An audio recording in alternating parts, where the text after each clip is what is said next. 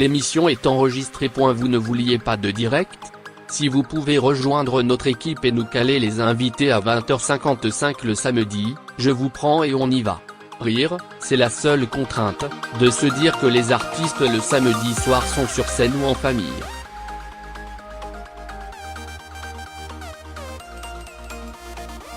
C'est compliqué d'avoir un plateau de la qualité que nous souhaitions avoir en direct le samedi soir, à cette heure-là.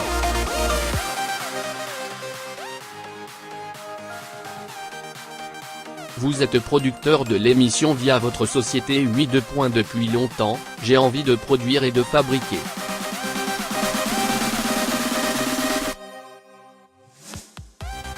Je l'ai toujours fait dans la mesure de ce qui était possible, sur les chaînes info et en radio.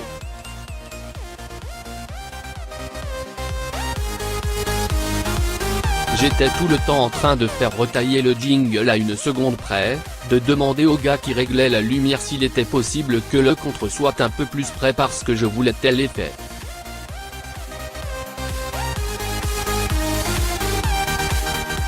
J'ai toujours été investi à 100% dans les émissions que je présentais et j'avais aussi envie d'être à 100% sur un programme que nous aurions construit complètement.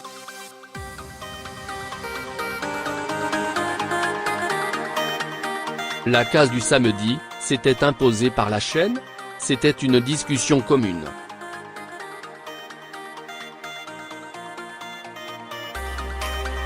Nous ne voyons pas d'objection quand la chaîne nous a proposé cette case. Nous aimions bien l'idée d'avoir un prime avec une dimension un peu de spectacle, un peu pop, avec du sourire, de l'énergie, de belles images.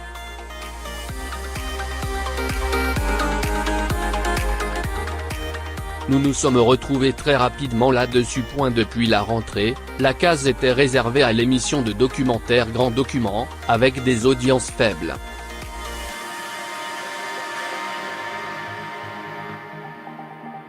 Avez-vous un objectif? Nous n'avons pas d'objectif chiffré. Dimanche matin, je ne vais pas attendre les audiences en étant en stress.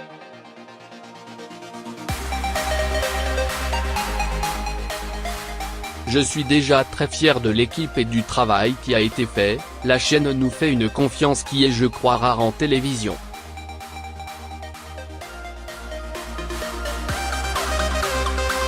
Ils ne nous ont pas imposé ou interdit d'inviter, de sujets.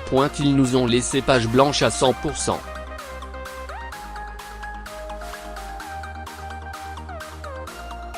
Évidemment, nous avons échangé sur certaines choses, notamment le générique où ils nous ont juste donné des conseils sur la lumière.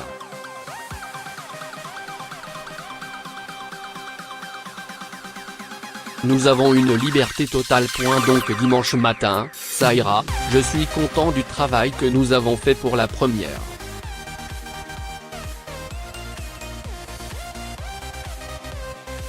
Et que ce soit un succès ou non, nous continuerons de travailler pour l'améliorer.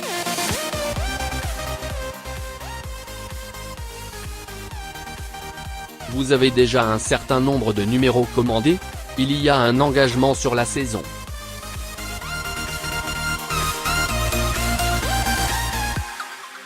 Nous espérons que ça fonctionne évidemment. Mais c'est un engagement classique en télévision pour une boîte de production.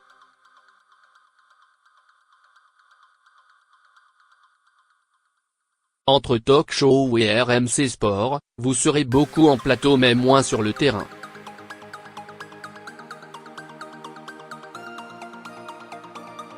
Pas de regret? Il faut que cela fasse sens. Je ne suis pas reporter, je suis présentateur en plateau.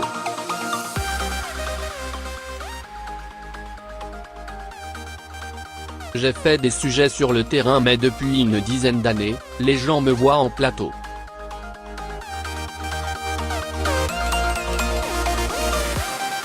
Pour délocaliser, il faut qu'il y ait un sens. Si c'est juste pour sortir, cela n'apporte pas de sens.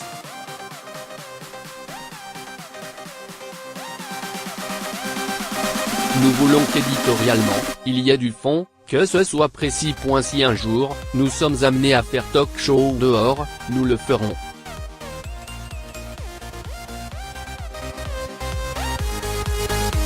vous n'êtes pas seul, Tania Dutel et Anaïs Grangerac vous accompagnent.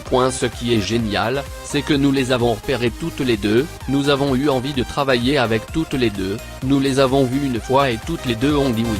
Tania, nous avions vu ses vidéos sur internet et lu des papiers à son sujet, c'est une jeune humoriste avec une patte particulière, avec un côté pince sans rire, un peu grinçant, très cash dans sa façon de s'exprimer.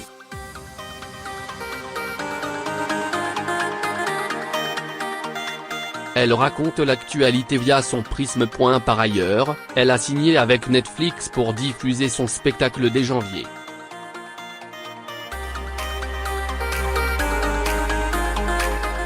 Elle a un potentiel incroyable. Je suis sûr que les gens vont la découvrir et l'adorer.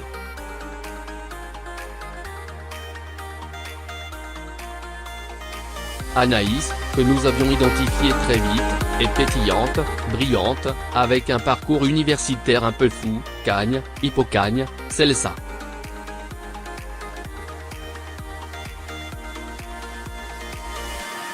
Elle est très sportive et je trouve que cela se dégage, même dans la façon dont elle porte son propos.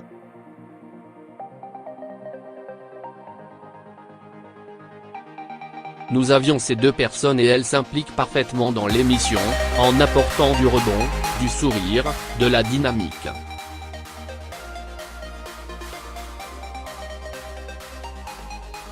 Vous n'avez pas peur que TF1 mette totalement la main sur Anaïs Grangerac, après Big Bounce? Peur, non.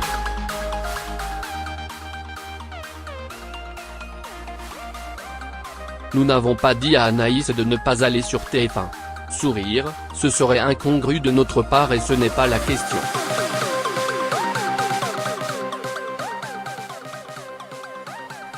Si dans 6 mois, TF1, France 2 ou M6 demandent à Anaïs de les rejoindre, pour nous, ce serait presque un compliment.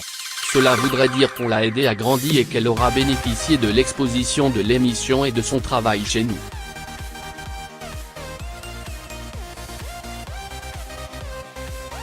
Je suis très à l'aise avec cela. À vous entendre, tout s'est très bien passé, votre départ de BFM TV, la mise en chantier de l'émission, la confiance de la chaîne, le recrutement de Tania Dutel et Anaïs Grangerac.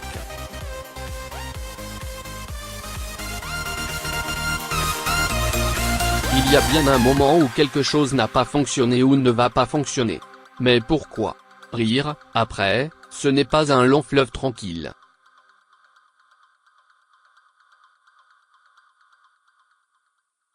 Cette semaine, par exemple, nous avons changé plein de choses dans le conducteur. Nous avons jeté 2 sujets 2 jours avant l'enregistrement et renvoyé des journalistes sur le terrain parce qu'il fallait qu'on change les angles, parce que l'actualité était mouvante.